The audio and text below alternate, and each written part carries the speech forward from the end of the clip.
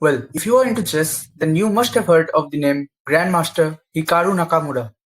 Hikaru Nakamura is currently the second highest rated player in chess. Hikaru has won multiple chess tournaments and he is 4 times US chess champion. He is one of the most popular chess players in today's world because he is also streaming and gives us a lot of content. And today we will see a match that Hikaru himself claims that is the greatest match he has ever played. The match took place in the year 2010 and Hikaru was playing against Grandmaster Boris Genfeld. Boris Genfeld was also a very strong grandmaster, and during that time he was also playing the Candidates tournament. So without wasting any time, let's move on to the game. In this game, Hikaru is playing with the black pieces and Boris Genfeld is playing with the white pieces. The game starts with d4, knight f6, and Hikaru chooses the King's Indian setup. This is a very good and dynamic setup for black. White develops the knight and Hikaru castles his king. Bishop to e2 is played and Hikaru plays e5. This e5 move seems that Hikaru just blundered a pawn. But this pawn gamble gives an open diagonal to the black bishop. The bishop is now a very active piece and can be a big threat in the long game. So white does not trade these pawns and instead castles his king. And after knight c6, the position is locked. The knight goes back and Boris Genfeld plays his knight to d2.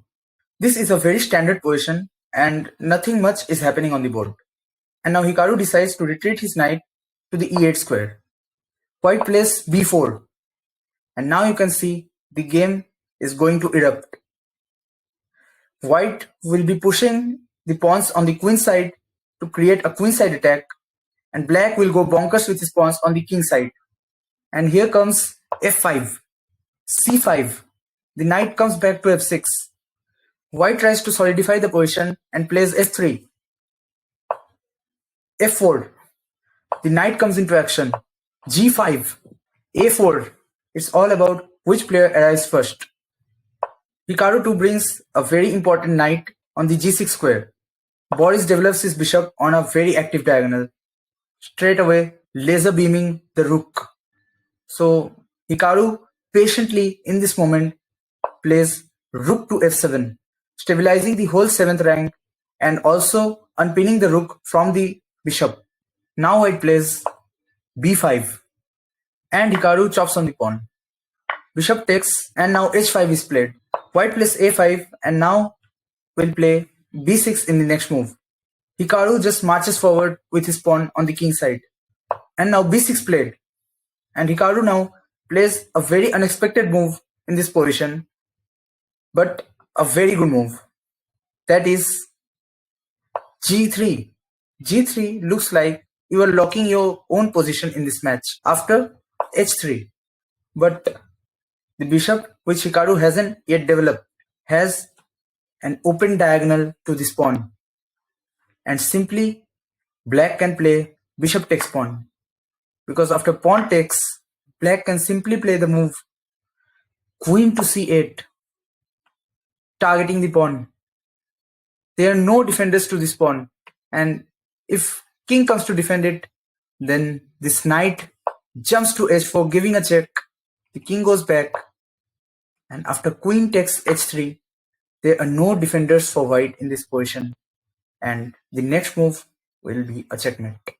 Boris here has seen all these lines and hence plays his king to h1. Hikaru plays bishop to f8, trying to trade off this bishop and also opening the file for rook. d6 played. If you take on d6, suddenly the knight jumps in, targeting the rook, and then the bishop comes here, pinning the rook again. And this will be a very bad position for black. Instead, Hikaru just takes on the b pawn. Notice that if you exchange this pawn, rook takes rook, queen takes rook, and you actually lose a defender to this pawn. Boris played bishop to g1, bringing a defender in this very dangerous position. Hikaru jumps on with his knight, attacking g2. Boris in this position played rook to e1. The main aim of this move is to put the bishop to f1, defending the g2 pawn. but Hikaru won't give him any time to breathe. He simply sacrifices the knight. Pawn takes on c7, and now we will start seeing the moves that makes Hikaru a genius. So the queen is clearly threatened by the pawn, and in this position, Hikaru sacrificed the queen for the first time. He played knight cross e1 simply because if you take the queen, g2 is a checkmate using a pawn. So Boris has seen all this, so he played queen takes knight. The next move for Hikaru, g2 check anyway, king takes, and now the rook comes into action. King goes back to h1, and now for the second time, Hikaru does not even care about his queen. He plays bishop to h3, again threatening mate in 1 in the g2 square. Bishop f1, a very good defense to this position. And now Hikaru once again plays an unbelievable and immortal move, that is queen to d3, sacrificing the queen yet again. Now if you take the queen with the bishop, then bishop g2 is met once again. And if you take the bishop, queen cross f3, and again it's checkmate on the g2 square.